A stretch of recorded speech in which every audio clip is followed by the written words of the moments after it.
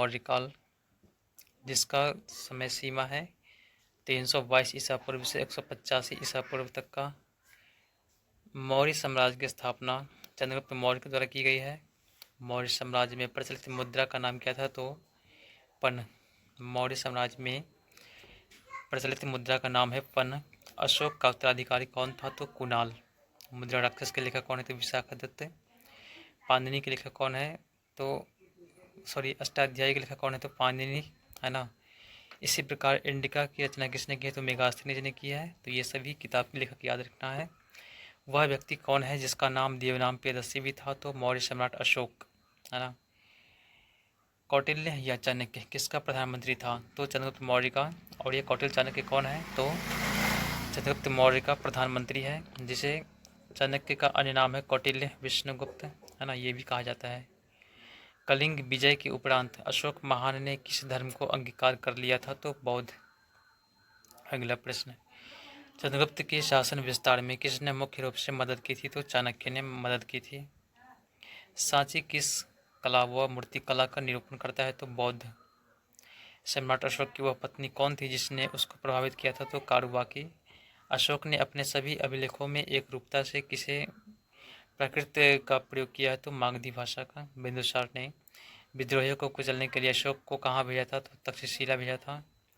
मेगास्थनीज ने भारतीय समाज को कितनी श्रेणियों में विभाजित किया है? तो 7 भाग में। कौटिल्य के अर्थशास्त्र में किस पहलू पर प्रकाश डाला गया? तो राजनीतिक नीतियाँ पे। अगला प्रश्न, सांची का स्तूप किसने बनवाया था? तो अशोक ने बनवाया था, है ना।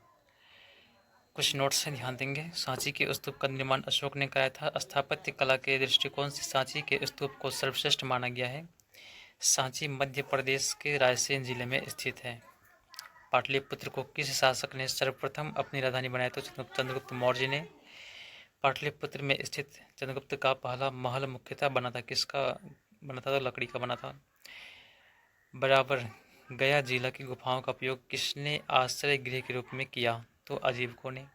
किस अभिलेख से यह साबित होता है कि चंद्रगुप्त का प्रभाव पश्चिम भारत तक फैला हुआ था? तो रुद्रदामन का जूनागढ़ अभिलेख से पता चलता है। केवल यह स्तंभ जिसमें अशोक ने स्वयं को मगध का सम्राट बताया है, ब्राह्मणु स्तंभ। अर्थशास्त्र का लेख समकालीन था किसके? तो चंद्रगुप्त मौर्य के समकालीन थे। नंदवंश के पश्चात मगध पर किस राजवंश ने शासन किया? तो मौर्य वंश ने। नंदवंश के संस्थापक है महापद्मनंद, जबकि नंदवंश के अंतिम शासक कौन है? घनानंद। ये बात याद रखना है। मौर्य काल में शिक्षा का सर्वाधिक प्रसिद्ध केंद्र था तक्षशिला। मेगास्थनीज की पुस्तक का नाम है इंडिका, जो मैंने पहले बतला दिया है। जिसके ग्रंथ में चंद्रगुप्त मौर्य का विशिष्ट रूप से वर्णन किया गया है वह है विशाखादत्त। विशाखादत्त द्वारा लिखा गया मुद्रा राक्षस, जिसमें चंद्रगुप्त मौर्य का विशिष्ट रूप से वर्णन किया गया है ना।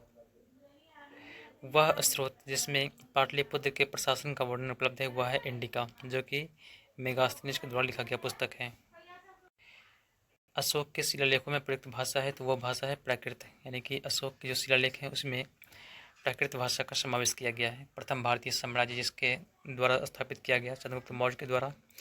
चाणक्य अपने बचपन में किस नाम से जाने जाते थे? तो विष्णुगुप्त के नाम से जाने जाते थे। इनका अन्य नाम कौटिल्य है, चाणक्य है। राज्य के सप्तांग सिद्धांत के अनुसार राज्य का 7वां अंग कौन सा? तो मित्र। किसके शासनकाल में डीमेकस भारत आया था? तो बिंदुसार के, जो चंद्रगुप्त मौर्य का पुत्र था बिंदुसार, और बिंदुसार का पुत्र का नाम था अशोक।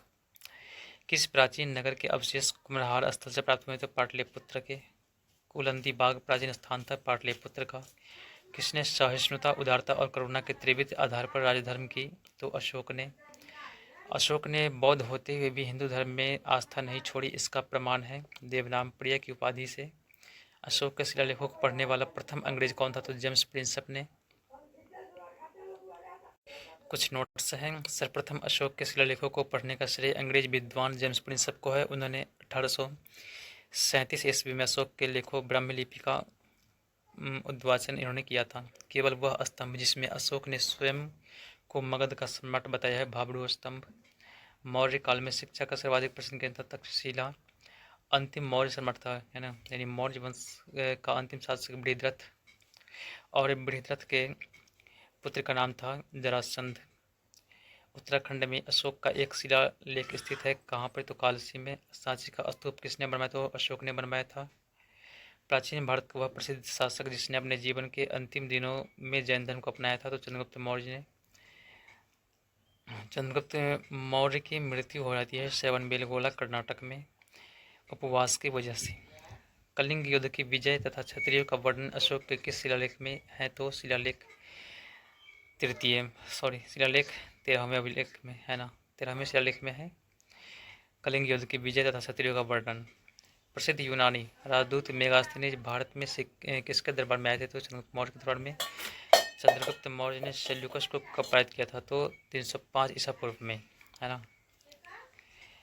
और सेल्यूकस निकेटर को पराजित करने पर सेल्यूकस निकेटर ने अपनी पुत्री का विवाह जो चंद्रगुप्त मौर्य से कर देते हैं, कॉर्नेलिया से। ठीक है। भारतीय लिखने की कला नहीं जानते, यह किसकी उक्ति है? तो मेगास्थनीज की। मौर्य काल में गुप्तचरों को क्या कहा जाता था? तो उसे गुड पुरुष कहा जाता था। अशोक का समकालीन तुर्मय कहाँ करा था? तो मिस्र का। किस ग्रंथ में शूद्रों के लिए आर्य शब्द का प्रयोग किया गया है? तो अर्थशास्त्र में। कौटिल्य द्वारा रचित अर्थशास्त्र कितने अधिकरणों में विभाजित है? तो 15 भाग में। अशोक ने 261 ईसा पूर्व में कलिंग को जीतने के बाद क्या किया? तो भारी रक्तपात देखकर युद्ध की नीति को सदा के लिए त्याग दिया। और इस समय युद्ध की नीति को त्याग कर इन्होंने शांति की नीति को अपना लिया। अशोक के जो शिलालेख संगम राज्य के बारे में हमें बताते हैं उनमें शामिल है तो दूसरा एवं 13वां। अशोक ने श्रीलंका में बौद्ध धर्म का प्रचार हेतु किसे भेजा था? तो महेंद्र एवं संघमित्रा को। अशोक के मनसेहरा पाकिस्तान एवं शहबाजगढ़ी पाकिस्तान से प्राप्त बृहद शिलालेखों में किस भाषा का प्रयोग किया गया? तो खरोष्ठी लिपि का। श्रीनगर की स्थापना किस मौर्य शासक ने की? तो अशोक ने। जम्मू कश्मीर की राजधानी है श्रीनगर। श्रीनगर की स्थापना जो कि मौर्य शासक अशोक ने की थी। किस अभिलेख में चंद्रगुप्त मौर्य और अशोक दोनों का उल्लेख किया गया है? तो महाक्षत्रप रुद्रदामन का जूनागढ़ अभिलेख में, है ना। उस अभिलेख में चंद्रगुप्त मौर्य एवं अशोक दोनों का उल्लेख जो कि किया गया है। तो इस प्रकार से ये मौर्य काल भी समाप्त होता है। इसमें जो भी महत्वपूर्ण प्रश्न थे वो सभी मैंने करवा दिया। आशा है कि वीडियो आप सभी को पसंद आई होगी।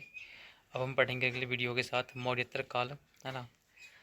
तो आप सभी चैनल को सब्सक्राइब कर लेंगे। धन्यवाद।